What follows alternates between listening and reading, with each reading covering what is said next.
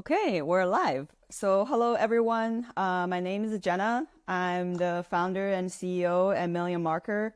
And at Million Marker, we always promote dedicated to non-toxic living and educating our audience about their chemical exposures. And as you know, like common everyday chemicals like BPA, phthalates, parabens, oxybenzone, they disrupt your hormones. They may also impact your fertility, sleep, immunity, and much more.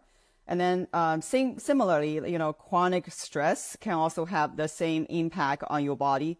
And we want to give our audience, a holistic view of, everything that could potentially impact hormone balance. And that's why today we have our friend Annette joining us on Instagram Live. So now I'm gonna.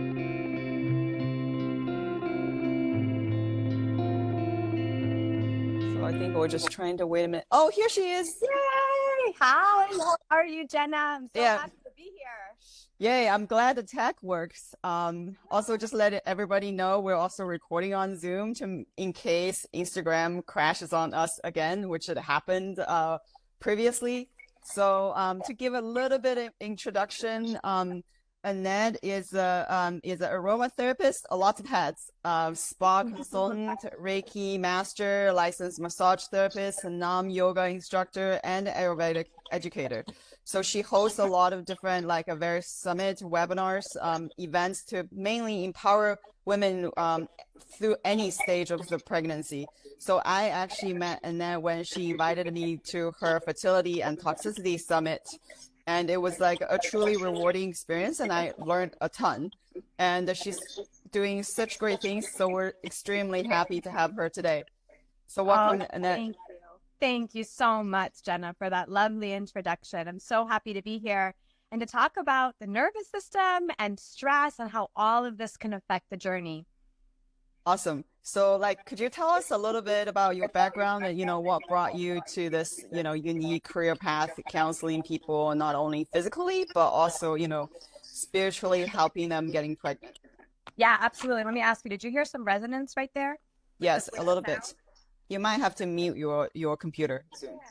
Okay. Oh, maybe that's Oh, what it not muting but just turning the volume down. No. Yep. Yep. That's what it is. Okay. I had it the other way around, I thought. Okay. Awesome. So, um, okay.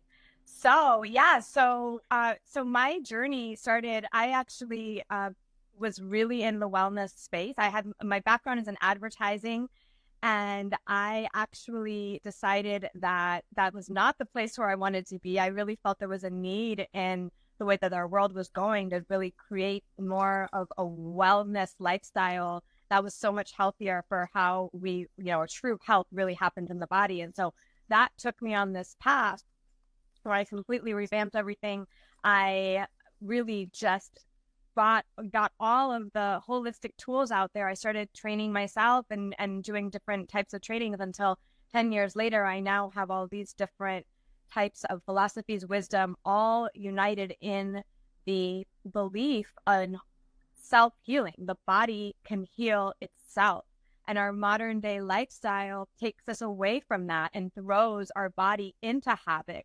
And so everything that we're talking about today, everything that I believe in is to bring the body back into balance holistically through tools that you have. Sometimes we need support from others. Sometimes, there's other things you can do like recipes and diet, and all of that is all important, but it's so important just to keep yourself on track. And spirituality is a major component of what creates true health. It's a major component, the mind and the spirit, just as much as the body. So I believe in all of it. It needs to work together.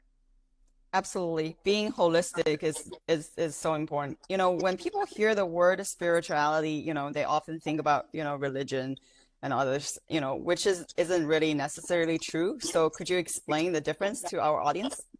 Absolutely. Yeah. So spirituality is about a belief in something greater than yourself.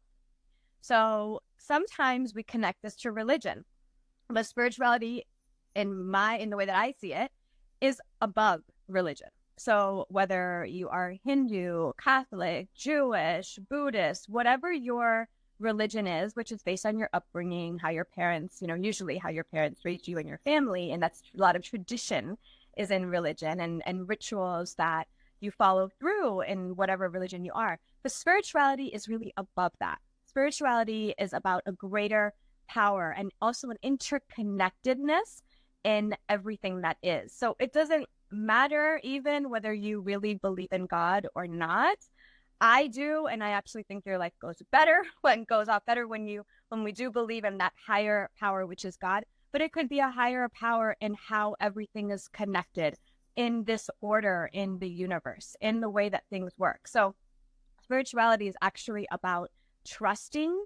It's about rising above the mundane, everyday, worldly reality, which can have a tendency to bring people down. Mm-hmm. If we stay in the earthly material type of world all the time and we're not rising above and seeing the bigger picture of life and how interconnected we all are, what I do affects somebody else, the thoughts that we have affects other people, and vice versa. But we don't have that empathy to understand that we're all here to bring each other up, then that can have a very devastatingly dense effect on someone. If you think that you are here just to get ahead and just to, it's living more from like an ego consciousness versus the soul consciousness, that's spirituality. When you are rising above the ego and living in more of a soul conscious place, that's going to create a more spiritual life because you're doing things with intention and with a positive heart, positive intention for everything that you do. That's spirituality. That's amazing. That's also positive reinforcement, which is we all need it. So why do you think spirituality impact, fertility? Oh my goodness. It is such a key factor because even stress can be affected by your spiritual path, your spiritual belief. Spirituality in my community, it is about rising above matter, right? So we have to exercise in, and we have specific tips and tools and protocols to help the women rise above all of the worldly concerns, right? All of the everyday mundane concerns. And so that will impact your spirituality or your fertility journey because it gives you an edge. It allows you to have an opening where before if things might have felt tight or constricted or limited. And fertility is about opening. It's about being receptive. It's about allowing and flowing. And when we're hanging on to something too much, like we're wanting things to happen a specific way, or we're looking to get ahead or whatever, and we're in this control mentality or this very focused on like specific tangible results, the things that are important or I should say valuable in the material world, right? Where things like kindness and empathy don't necessarily have a tangible measurement, right? So when we're living by the ways of like what actually has physical results in the material world, we tend to overlook the things that actually create the platform for true fertility, which is the state of receptivity, an open heart, living without control, more about allowing, trusting, flowing. And when you have a spiritual mindset, when you see the interconnected of everything, we can let go of the final outcome because we're enjoying the journey. And we also see how we can contribute. And it's not just about getting to a specific spot, arriving at a specific goal. It's not just about that. Yes, we want the baby. Yes, we want the family. Yes, we want all of that. But allowing, like stepping back and allowing things to happen, not only will help you get it faster, but it will help you enjoy it so much more. And so it's counterintuitive because when you want something so badly and you see that you're trying and it's not happening, it's counterintuitive. You want to like try more. You want to like, what am I doing wrong? It's frustrating. And the opposite is what will actually help you. So it's really helping someone to get more into that spiritual mindset will actually help her fertility journey. And that might sound simple to some people, but when you're in a negative feedback loop of, negative past results or negative things affecting you day in, day out, where, your mind starts to believe all of the negative things that have happened to you. And so then you start to predict your future thinking that they're going to continue to repeat. It's a negative feedback loop. And we attract more of what we focus on, right? So a lot of this laws of the universe and like the law of attraction is one of those. So if we continue to focus our mind and our thoughts on the negative limiting beliefs, that's what we're going to keep bringing in. So, and if you're someone that is in that situation, let's say you've had repeated miscarriages or failures of any kind in the past, and you're starting to believe those more than you are the unlimited vast possibility of the future, then you need an interruption, and you need to develop more of a spiritual mindset. And sometimes we know what we need, but it's hard to do it. It's harder to do it. And so really setting yourself up for success, having the exercises, the protocols, the spiritual truths that you can listen to that are in your ear, really helping you to have more of an immersion experience, can have such a dramatic impact on your fertility. Yeah, on the results that are possible. That's amazing. All these positive reinforcement. So you have an Ayurvedic background, which is also rooted balancing within the body, and this obviously resonant much with what we do here. So our goal is helping people balance their hormones. Could you explain how stress causes hormone imbalance? Yeah, absolutely. And I have myself muted, and I'm gonna unmute it. I just don't know what's gonna happen with the sound. Is that okay if I try that? Yeah, try it. Let's try. Let's try it. I'm gonna bring I'm not too technical, guys, so just bear with me. Okay, I'm just bringing the volume down over there. Hopefully it's okay. All right.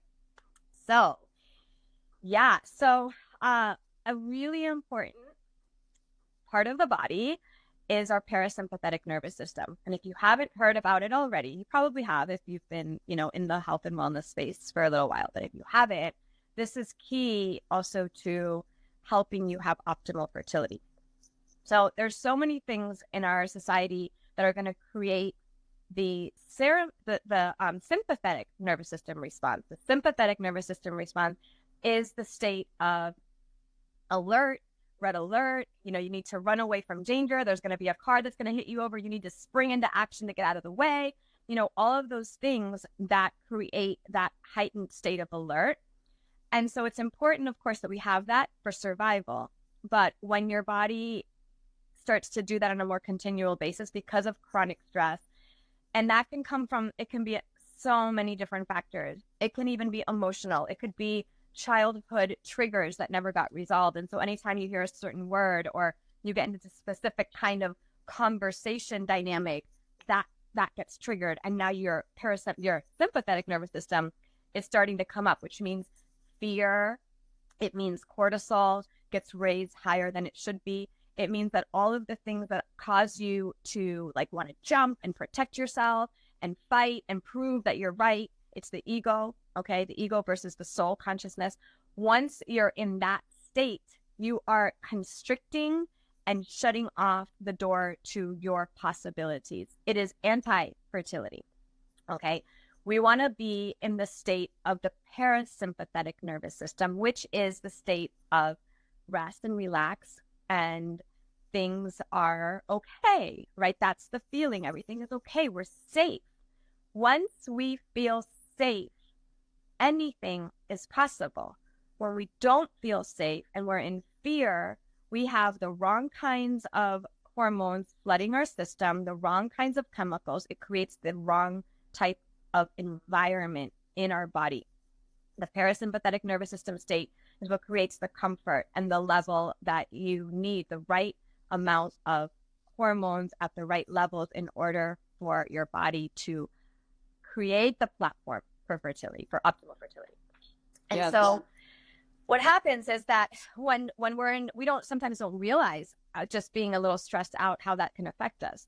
And so again, as a lot of techniques and tricks to activate the parasympathetic nervous system, one of my favorite is breathing, because with consciousness, we can do it.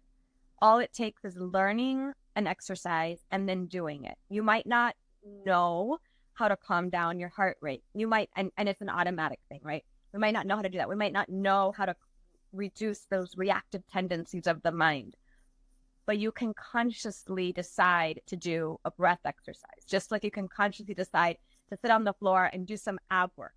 Mm-hmm. And I'm going to do ab work right now. Well, now I'm going to do my 3-minute breath exercise. Not knowing, not realizing what it could do, but if you know, and if you're being told it's going to help and you do it and then you feel better, that's using your consciousness to create the right state in your body. And breath work will absolutely put you in the parasympathetic nervous system state. There's many other things you can do. Taking a bath. I love sea salt baths. It's amazing.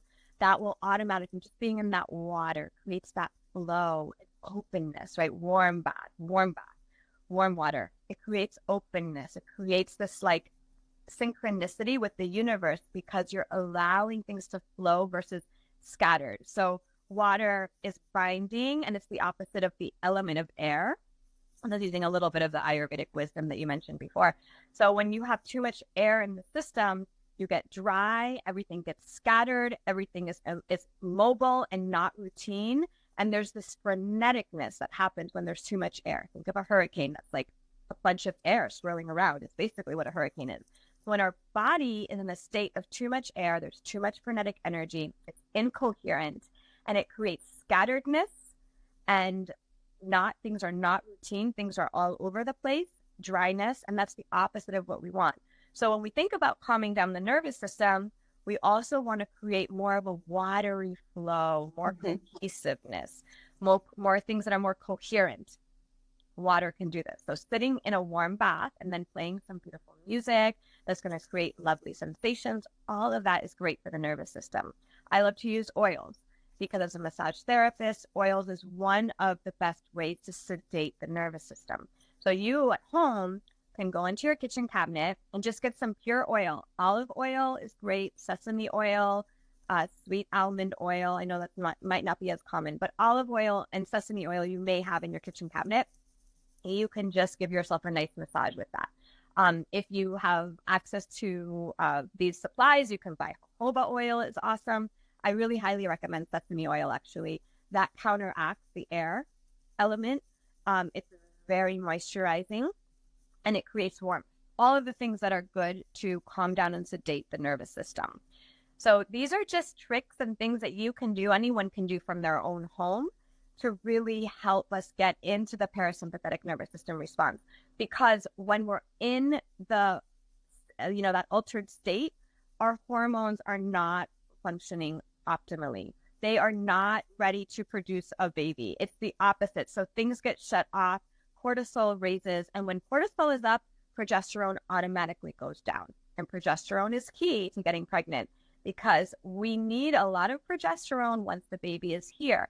And your body, your body knows, well, if I don't have enough calcium right now, and I don't have enough of this, if I don't have enough progesterone, well, I'm definitely not going to have it once I get pregnant. So your body knows and is protecting itself, right? If your body does not feel safe, it knows that now is not a good time to get pregnant. It's really as simple as that. It really is. And the science supports that. When the body feels safe, then it feels okay and ready to have a baby. But we've got to make the body feel safe first. And any type of stress, emotional stress, job stress, relationship stress, trauma from the past, any type of stress can affect your body in the parasympathetic nervous system response. Wow, these are such awesome tips. I'm like taking notes. Like Thanksgiving, that's what I'm gonna do. Getting that warm bath. This is so cool. And use some of the sesame oils. Stress obviously have bad rap in some ways, but we also have like good stress and bad stress. Like, what are the difference between, good stress in your opinion versus bad stress? Yeah. So good stress is the things like you have a deadline and you got to meet it. And so it does take, and ego is also good. It's the same thing. Like a little ego is good, right? Because if we didn't have these pressures and these things to create tension, we would lay back and not do anything, like if we weren't motivated to like get ahead and to like have all the beautiful things that we want in life and all the, if we weren't motivated and driven, then we wouldn't get anywhere as a society. So there is such thing as good stress, and there is such thing as, I do believe ego has a purpose. That's why we have an ego. There's a purpose there, but we can't make all of our decisions based on ego consciousness, because then we're living out of fear and we're doing things for ourselves versus the greater good of all. And so when we catch ourselves falling under that, or we think like, maybe I'm being too competitive, maybe I'm, if you can have the consciousness to think about that, really stop and ask yourself, well, what would it be? And here's a tip, an and situation versus I can only have this or this, right? Like, what if you change the conversation in your head to say, well, what if I can be happy and he can be happy? What would that look like?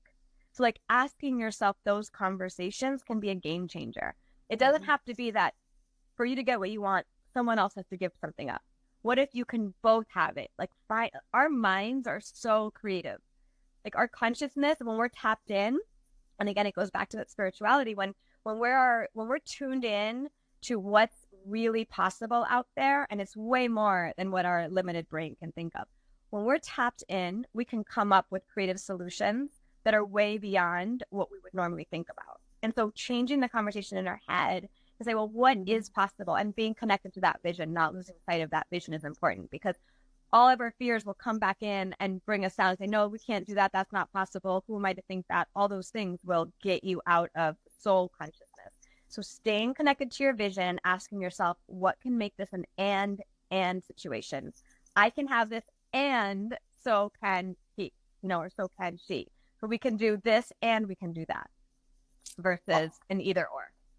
Awesome tip. So in your practice, what are some common cause of stress as women that you work with?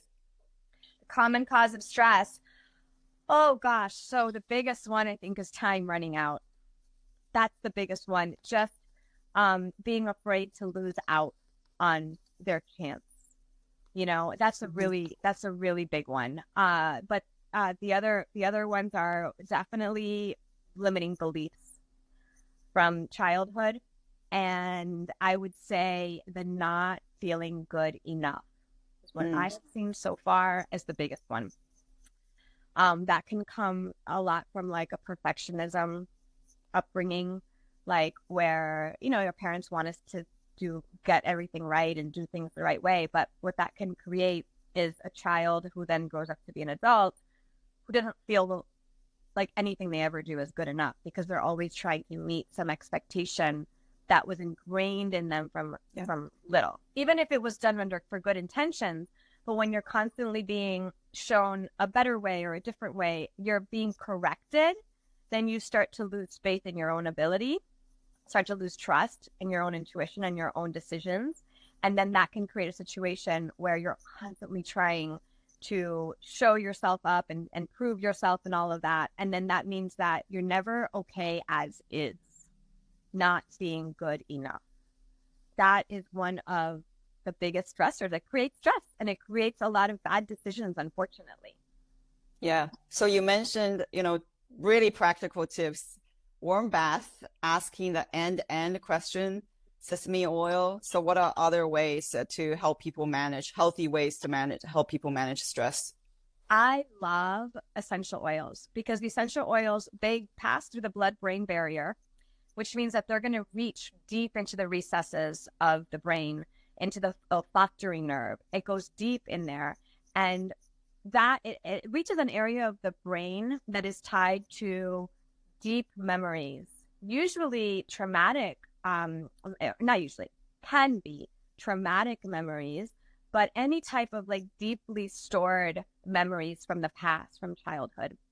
And so they can actually bring up feelings that you remember that were good, as well as negative ones. And so when we have like beautiful scents like ylang ylang, or rose oil is the highest vibration oil. It's very expensive, but if you can get your hands on some pure rose oil, that will really raise your vibration, and it's beautiful. Lavender, all of these sedate and they're beautiful to create and smooth out our memories, so that even if they're the traumatic ones that come up, there's this kind of like cleansing and purifying effect that happens. And actually, I believe very much in the need to cleanse and purify. That's why one of my master classes is called Cleanse and Purify, and actually have a retreat coming up that's Cleanse and Purify, because we want to be continually renewing ourselves, renewing ourselves, renewing ourselves. And it's so important. We always want that opportunity for a fresh new start, no matter what happened. Mm-hmm. And so again, when we do take the spiritual path, that allows us to have a fresh new start anytime we want. And so I give you different tips and techniques of how to have this fresh new start, like your birthday. Well, right there, that's a whole new year.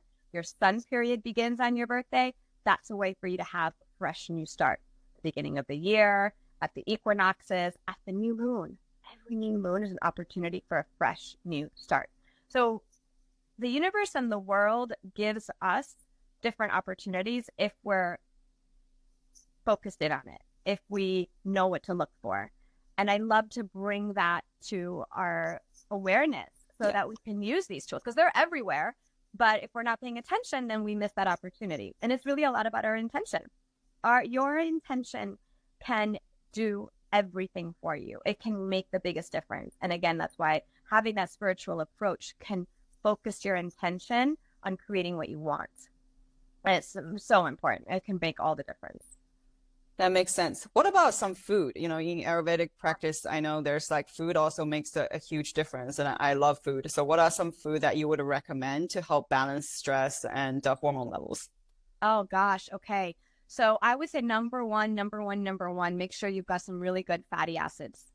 So good fats, the avocado, the good fat from the salmon, nuts and seeds. Huge. That's really gonna affect your stress levels, because our body needs those to calm down the nervous system, and it also balances our hormones. When we've got all of these really good fats, it's great for the hormonal balance of the body. It avoids an aggravated system. Ghee, you want to be consuming ghee. You want olive oil in your diet. So all of these things can really set us up for success and create the right balance in our system. You want to make sure you're eating plenty of fiber. This will help with your gut microbiome. You want that. It's helping. It's going to, the fiber will attach any toxins that need to come out of your system, and it's going to help to eliminate them. So all of that's going to help you function more efficiently, which means then that your body will be producing the hormones that it needs, as opposed to not really knowing what to do, because it's going to be in a confused state. You want your microbiome to be healthy, which we can definitely create that with your diet. You want the good fats, which also helps the microbiome. And a lot of it is tied to the digestive system. In Ayurveda, we believe that the start of any disease begins with the digestive tract. So if you feel that there's something going on there, you definitely want to have that checked out by a naturopath, a functional medicine doctor, a specialized nutrition. All of those, any of those will help you create a better state within your body. An Ayurvedic practitioner it also, knows about this. So we really want to create a very strong digestive system and digestive fire, and not eat too much. You don't want to drink water with your meals. You want to sip a little bit of water before or after, but do not drink too much water while you eat, because that's going to reduce your digestive fire. This is working with the element of fire in the body. When our pitta is strong, then we have good and strong digestion, and that's going to affect all the systems of your body, So drinking hot water versus cold water is good. I recommend doing that. I recommend not drinking too much water at mealtime. Like I said, just sips of water so that your mouth is moist, but do not dampen that digestive fire by drinking a cup of water while you eat. It's not recommended in Ayurveda. Having healthy spices, cumin and turmeric, and they're just so good. Black pepper is even recommended to rekindle the digestive fire. So adding the spices to your food is great. Having the yogi tea, which has cardamom, clove, ginger. Sometimes it's got turmeric, black pepper. Sometimes it has anise. So yogi tea, chai tea is super good for the digestive system and to maintain a healthy body. It's really great for your immune system too. All of these things that I'm talking about, they're good for your nervous system. They're good for your endocrine system. They're good for your digestive system. They're good for your immune system. I mean, they all work hand in hand together. And as you know, if one system is out of balance, then it's going to trickle down and it will affect other systems. So if you just start with any of the systems to balance any of them, you can just start with the digestive system. It's going to be really good. Turmeric is another great herb to make sure that you're taking, because that will help pretty much all of the things I've just talked about. Turmeric is wonderful. Turmeric is also great for the brain. So turmeric is a wonder herb. I recommend you take it. Careful in pregnancy, however. So if you get pregnant, I would recommend that you stop taking turmeric. It has a very cleansing effect. So good for fertility before you conceive, but if you think you might be pregnant, I would just watch out. Definitely listen to your doctor on that. And without the advice of anyone, then I would just cut out the turmeric. Like if you don't have, if you haven't asked anyone, just cut out turmeric once you get pregnant. Just be safe, This is really interesting. All these herbs also, like in Chinese medicine, they're also like warming herbs, so which is also good for your womb, good for your system, which is really cool. There's this parallel between Ayurvedic and traditional Chinese medicine. So, we know that, you help women balance spirituality and fertility, lower stress. What's a session with you look like? So I have a coaching program that's divided into various coaching sessions. So if you're in my coaching program, then each session will have a theme, and we go through different things in a systematic way. Sometimes my women just want to come on and meditate together. So I'll guide them through. I do sounding meditation because I believe strongly in the power of sound. So we'll do sounds with your own voice. And that's good for your throat chakra, which has a relationship with your cervix. And opening up throat chakra is very, very important for fertility as well, and having your own voice. And it gives you a lot of empowerment when we do this. So some women actually, it's really impactful on a spiritual level for them to really open up this throat chakra. So we can do a number of different things. I have specific themes and a pathway, but it could be whatever is needed at the time. We could work more on the chakras. We could do breathing exercises in a session. We could do mantra practice in a session. And I also have an energetic healing that I do. It's called Harmonium Transcendental Healing System. I learned there's a physical while you're on the table healing. And then last year I learned the distance healing component of that. And so I've been starting to do more of those this year. And since the pandemic, it's been a blessing to have that. So I've been doing more of that, but that is a technique that calms down the emotional body and puts you in a state of parasympathetic nervous system activated. Like it takes out the stress, actually. It's an energy technique that is good. It balances the emotional body. It also balances karma, and it puts you in a state of rest and relax versus versus stress. So that, and then I also, really I speak with my women about anything that comes up, anything from nutrition to relationship problems, to problems with their moms, to overcoming limiting beliefs. All of that is in my program. So just depending on where we are and what's really needed or what the main focus is, that's what we'll work on in any given session. Makes sense. So then what are the difference? What kind of a recommendation you would give to a woman who's trying to conceive versus someone who's already pregnant? So for someone who wants to get pregnant, I would recommend just doing whatever you need to do to get into your heart space. Whatever you need. It could be a yoga class. It could be a mantra. It could be an essential oil. It could be taking regular baths. It could be listening to spiritual talks. Do whatever you need to do to get into your heart space. Activating that heart space is going to open the door to receptivity, to allowing, to giving up control, to raising your consciousness, and to actually rising above matter. Because when we have an open heart, we see more possibilities. This is important for fertility. So my biggest recommendation would be to activate the heart space. I have a heart chakra meditation actually, so that could be helpful. But anything that you can do to open up that space is really important. besides all the other things, the supplements, and most women I find are already on 100 things, 100 supplements. They're on 100 different recommendations and supplements and all that. So, while you want to make sure that there's nothing major missing, like you want to make sure you have enough vitamin D, you want to make sure you've got a lot of antioxidants, and sometimes things like quercetin and glutathione and things like that can really help. But my intention is not to get them on more supplements than they're already doing.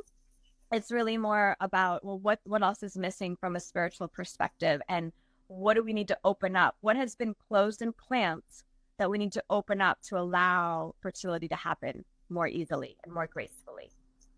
Wonderful. We do have one question comes in. Say, can you touch on probiotics for good guts? Is seed probiotic really the only effective probiotic because it's double encapsulation? I actually don't know the answer. Yeah. So, you want to, okay. So for the gut, like I said before, you want to make sure you've got fiber in your system, and you want to make sure that you've got a lot of healthy oils. Seeds and nuts are amazing. They are amazing. Okay. You don't need to have just the seeds, is was the question about seeds, right? You don't need to have seeds, but pumpkin seeds, pine nuts, like all of these seeds and nuts are really, really helpful. And I definitely recommend them for balancing the gut. And like I said, don't underestimate the power of oil and ghee and avocado. It's really important that all of these are there to really make sure that the digestive system is functioning properly, and fiber. You want that fiber. So yeah, and what else can I tell you about the seeds? I mean, they're all flax, chia seeds, hemp seeds. Those are the ones you want to concentrate on the most if you're going with seeds. Okay, flax, hemp, and chia seeds are amazing. Nuts, you've got walnuts are really good. There's just I really can't speak enough about that. And what's also really good is to eat beans. Beans are actually going to help your digestive system and give you what you need. They have a lot of fiber. Just make sure that you pre-soak the beans, because sometimes they can have they don't digest well. But if you soak the beans, and that takes away a lot of the substances that create havoc in the digestive system, then the beans are fine. So you can actually soak them overnight. That's the best way. That's in Ayurveda. That's what we've been taught. You soak the beans overnight, and you wash them really well, and then that's what you make a soup out of, or a stew out of, or we make khichdi in Ayurveda, which is beans and basmati rice.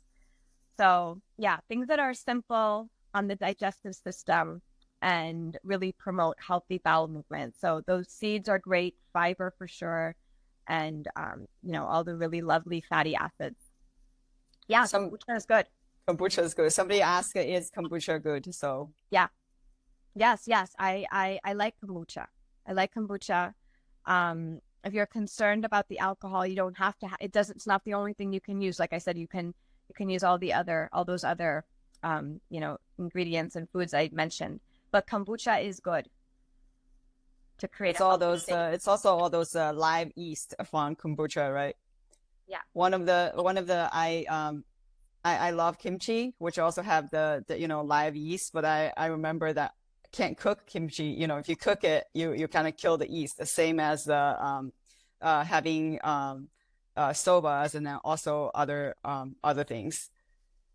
Yeah. Wonderful. So thank you so much for joining us today, Annette. And then everyone, be sure to follow Annette at Annette Figueredo for Instagram, and then also you can check out our LinkedIn bio. You will be able to find Annette's website there. So thank you so much. You're welcome. It's been a joy, Jenna. Thank you so much. I loved having you on my summit. If anyone wants to hear her, it's fertilityandtoxicity.com. You can sign up, and you can find out how to find her interview on that. That was awesome. You just talked about your product and how it relieves all the toxins from our life, how you can find out what is needed. And yeah, and I just let me know whatever else you need, Jenna. I love you and your community, and thank you for bringing me on. No, thank you so much. Okay, Bye. bye.